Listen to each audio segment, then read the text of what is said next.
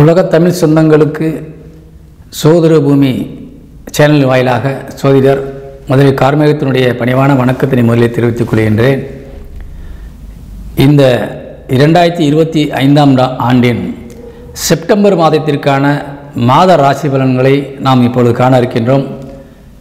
அது தமிழுக்கு விசுவாவசு வருடம் ஆவணி மாதம் 16ஆம் தேதி முதல் புரட்டாசி மாதம் 14ஆம் தேதி வரை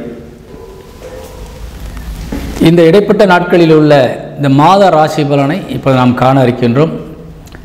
இந்த மாத ராசி பலனில் இந்த மாதத்திலே குரு பகவான் மிதுன ராசியில் இருக்கின்றார். சுக்கிரன் கடகத்தில் ஆரம்ப நிலையில் இருக்கின்றார். பின்பு அவர் சிம்மத்திற்கு பயிற்சியாகின்றார். 15ஆம் தேதி சிம்மத்திற்கு பயிற்சியாகின்றார்.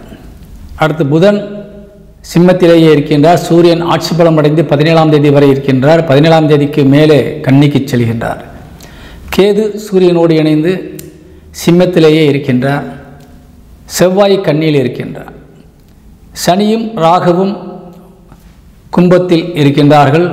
குருவினுடைய நட்சத்திர காலிலே சனி பகவான் வக்கரகதியிலே இருந்து கொண்டிருக்கின்றார்.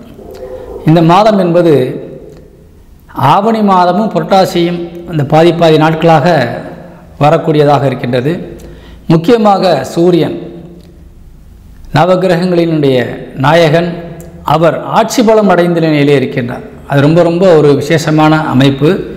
அந்த 15 நாட்கள் ரொம்ப விசேஷமாக இருக்கும். 17ஆம் தேதி வரைக்கும்.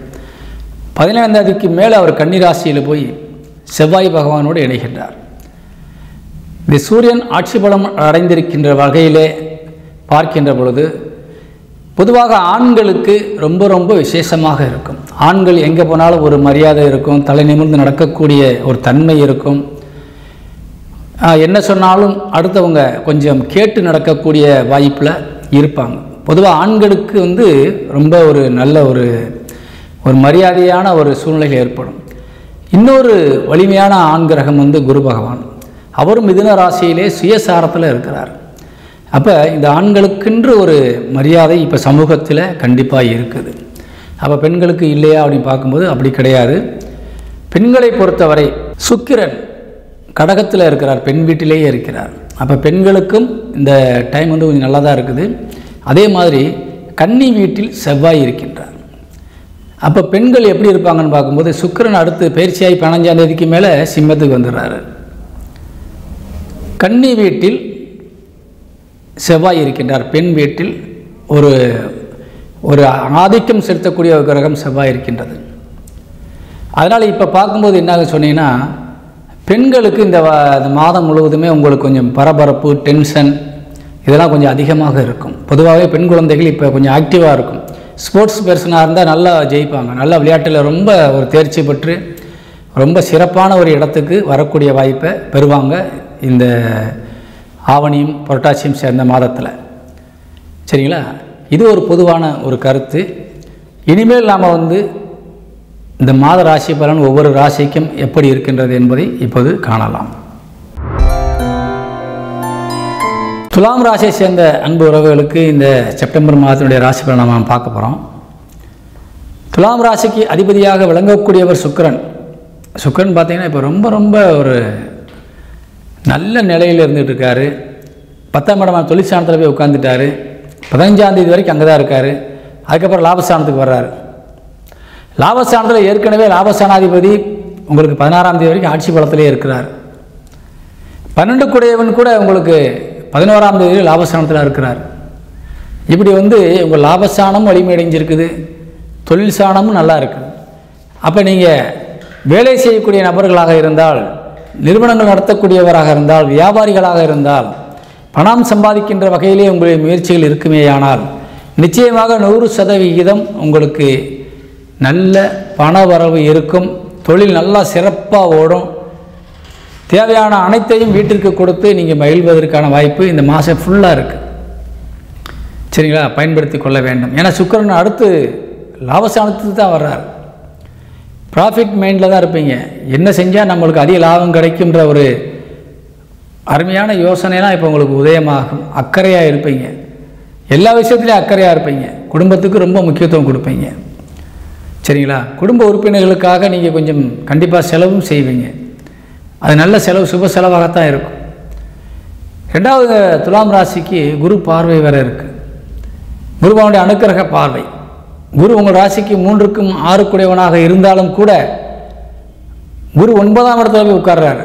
அருமையான இடத்துல உட்கார்ந்து அவர் பார்க்குறாரு நம்மளா 5ஆம் பார்வையாக. ஒரு எதிரி கிரகமாக இருந்தாலும் நட்பு கிரகமாக இருந்தாலும் அவர்கள் எங்கே இருந்து பார்க்கின்றார்கள் என்பது ரொம்ப முக்கியம். அது ரொம்ப ரொம்ப ஒரு அருமையான இடத்துல இருந்து உங்கள் ராசியை பார்க்குறாரு குரு பகவான்.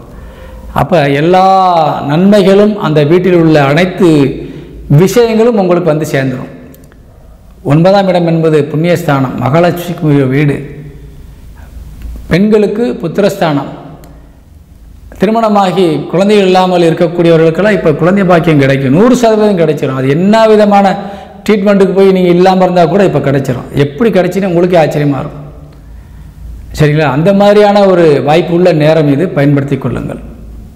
அதே மாதிரி பிரிந்த கணவன் மனைவி கூடுவதற்கான ஒரு நேரம் இது. சண்டையாகி பிரச்சனையாகி விலகி போயிருந்தீங்கன்னா வர 15ஆம் தேதிக்கு மேலே நீங்கள் ஒன்றாயிருவீங்க.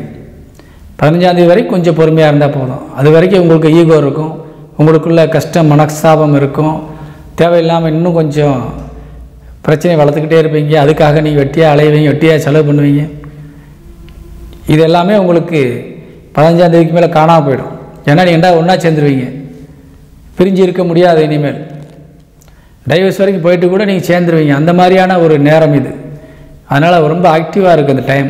உங்களை வந்து உட்கார வச்சிடும், 2 பேர்த்தையும் உட்கார வச்சு ஒன்றா ஆக்கி விட்டுரும். அந்த மாதிரியான ஒரு அமைப்பு இருக்குது. இப்போ பயன்படுத்தி கொள்ளுங்கள். சில பேர் வந்து ஒருத்தர் பிடிச்சிருக்கும், ஒருத்தர் பிடிக்காமல் இருப்பாங்க. இப்போ ரொம்ப நாளாக நம்ம செஞ்ச தப்புன்றதை பிடிக்காதவர் உணர்ந்து பிடித்தவங்களோட சேர்ந்துருவாங்க. இந்த மாதிரியான அமைப்பு இந்த மாதத்தில் ரொம்ப ரொம்ப இன்னும் பேருக்கு நடக்க போகுது. பயன்படுத்தி கொள்ளுங்கள். தொழில் சார்ந்து இந்த மாதம் ஃபுல்லாகவே உங்களுக்கு ரொம்ப ரொம்ப லாபம் கிடைக்கும், நல்ல வெற்றி பெறுவீங்க. ஏற்கனவே முன்னாடி சொன்னேன், இதே மறுபடியும் சொல்கிறேன். அதே மாதிரி இளைய சகோதர சகோதரிகள்கிட்ட இருந்து உங்களுக்கு உதவிகள் கிடைக்கலாம். மூத்த சகோதர சகோதரர்கள் முழுமையாக அவங்களுக்கு சப்போர்ட்டாக இருக்காங்க. பயன்படுத்தி கொள்ளணும். தகப்பனி வழி உறவுகள் முழு சாதகமாக இருக்காங்க. குலசாமி உங்களுக்கு ஃபுல் சப்போர்ட்டில் இருக்குது. குலசாமி வழிபாடு செஞ்சிங்கன்னா ரொம்ப ரொம்ப நல்லது நடக்கும். அதே மாதிரி பிள்ளைகள்கிட்ட இருந்தும் உங்களுக்கு பல நல்ல விஷயங்கள் நடப்பதற்கான வாய்ப்பு இருக்கின்றது. ஆண்களாக இருந்தால் சரி, பெண்களாக இருந்தால் சரி, உங்களுடைய பிள்ளைகள்கிட்ட இருந்து நிறைய வாய்ப்புகள் கிடைக்குது. ஆனால் ஆண்கள் உங்கள் பிள்ளைகளை கொஞ்சம் கவனமாக பார்க்கணும். கெட்ட பழக்க வழக்கங்கள்லேருந்து ஒரு வாலிப பிள்ளைகளாக இருந்தால் அவங்க நடவடிக்கையை கவனிக்கணும். அவங்கள்ட்ட நண்பர்களை பற்றி கொஞ்சம் விசாரித்து வச்சுக்கிறணும். ஏன்னா கெட்ட சகவாசம் வந்து சில பழக்க வழக்கங்களை கற்றுக் கொடுத்து போயிடுவாங்க. அந்த மாதிரியான ஒரு டைம் இது. அதை மட்டும் கவனிச்சுக்கிட்டேன்னா போதும். மற்றபடி இந்த மாதம் என்பது ரொம்ப சிறப்பான மாதம். திருமணத்திற்கான வாய்ப்பை உருவாக்கி தரக்கூடிய ஒரு மாதம். புத்திர பாக்கியம் கிடைக்கக்கூடிய ஒரு மாதம்.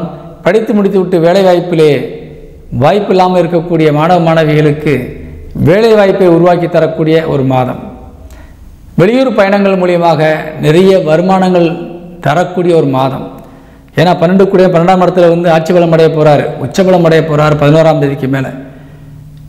12ஆம் இடம் சிறப்புறப் போகின்றது, அயன சயன சுகஸ்தானம். அப்போ குடும்பத்தோடு நீங்கள் சந்தோஷமாக இருக்கக்கூடிய வாய்ப்பு இருக்கின்றது. நிம்மதியான தூக்கங்கள் கிடைக்கும். வெளியூர் பயணங்கள் மூலிமா நிறைய பண வரவு கிடைக்கும். இதெல்லாம் வந்து ஒரு வாய்ப்பாக இருக்குது. பயன்படுத்தி கொண்டு வெற்றி பெற வேண்டும் என்று கேட்டு விடைபெறுகின்றேன். வணக்கம்.